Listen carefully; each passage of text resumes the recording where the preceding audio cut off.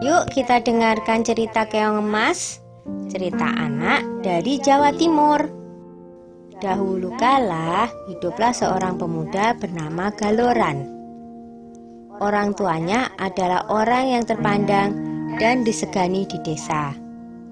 Namun Galoran suka foya-foya dan bermalas-malasan, menghamburkan harta kedua orang tuanya hingga mereka tiada.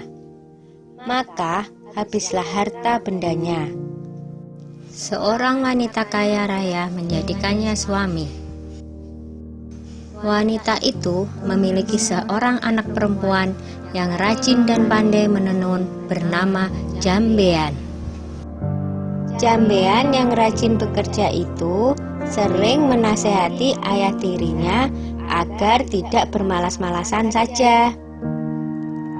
Nasihat itu justru membuat Galoran muka. Beraninya dia menasehati orang tua. Patutkah itu? Galoran marah. Ibu Jambean berusaha membela Jambean.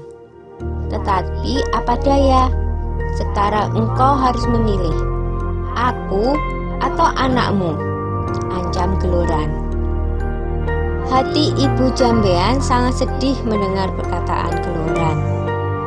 Dia menangis siang malam karena bingung. Suatu hari dia memanggil anaknya.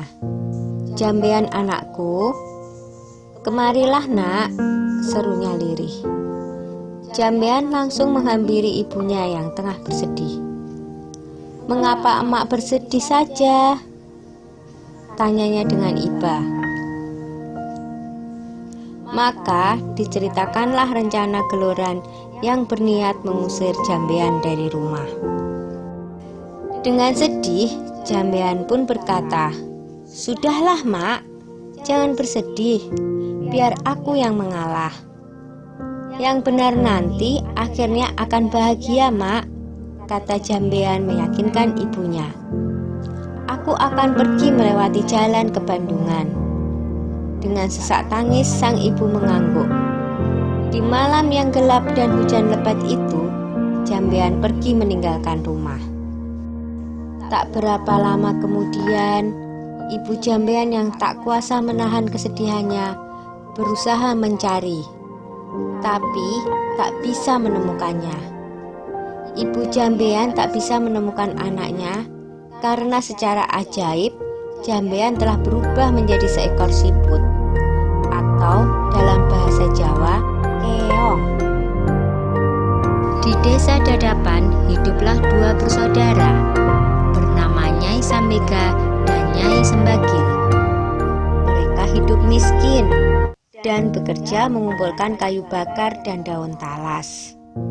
Suatu hari, keduanya pergi ke bendungan untuk mencari daun talas. Tiba-tiba mereka terpana melihat keong berwarna keemasan di atas batu. "Alangkah indahnya keong ini," seru Nyai Sambega. "Lihatlah, kulitnya indah berwarna keemasan. Aku ingin memeliharanya," katanya lagi. "Iya, sangat indah. Kita bawa pulang saja dia," saut Nyai Sembadil. Maka dipunguտնyalah keong tersebut untuk dibawa pulang. Mereka meletakkannya di dalam tempayan tanah liat di dapur rumah. Semenjak itu, kehidupan mereka berubah. Terutama setiap pulang dari bekerja, di dapur selalu tersedia lauk dan rumah berubah menjadi rapi dan bersih. Nyai Sambega dan Nyai Sembadil merasa heran dengan keadaan itu. Mereka berencana untuk mencari tahu siapakah yang melakukan semua itu. Suatu hari seperti biasa, mereka berangkat kerja. Tetapi sebenarnya mereka hanya berpura-pura pergi. Setelah agak jauh dari rumah, mereka kembali menyelinap ke belakang rumah menuju dapur. Dari dapur terdengar suara seorang sedang memasak. Keduanya sangat terkejut saat melihat seorang gadis cantik keluar dari tempayan tanah liat tempat keong emas peliharaan mereka. Tentu dia adalah jelmaan dari keong emas itu, bisik Nyai Sembaga. Ayo kita tangkap sebelum dia berubah lagi menjadi seekor keong emas, bisik Nyai Sembagil. Dengan mengendap-endap, mereka masuk ke dapur. Lalu ditangkaplah gadis yang sedang memasak itu. Jambean awalnya takut, tetapi akhirnya bisa tenang. "Siapakah kamu, Nak?"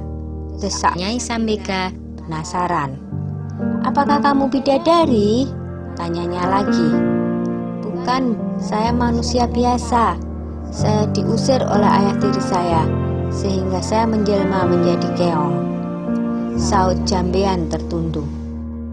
Keduanya terharu mendengar cerita Jambean, apalagi melihat ketekunan gadis itu dalam bekerja dan kebaikan hatinya.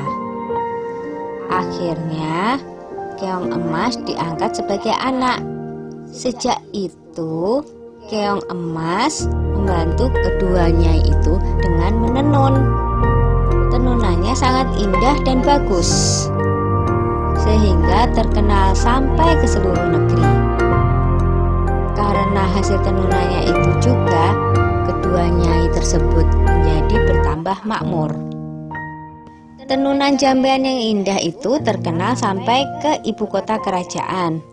Sang raja muda sangat tertarik dengan tenunan buatan Jambean, hingga raja memutuskan untuk melihat sendiri proses pembuatannya dan pergi meninggalkan kerajaan dengan menyamar sebagai saudagar kain.